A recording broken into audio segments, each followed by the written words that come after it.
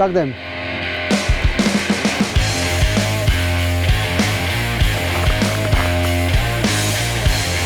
Přátelé, kamarádi, právě jsme dokončili naši první himalajskou výzvu. Trek na zamrzlé řece byl spojnicí mezi dvěma údolími. A my jsme měli tu šanci si vyzkoušet, jak bylo dříve tuto cestu náročné absolvovat.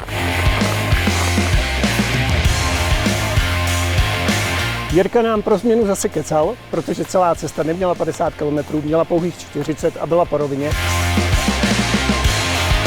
Ale díky tomu, že bylo slunečné počasí, tak jsme to zvládli absolvovat a těch 50 by byla výzvou, kterou bychom asi nedali. Díky vám se nám podařilo vybrat tuto částku na vzdělávání v Himalajích a doufám, že z toho máte taky radost a budete nás podporovat dál.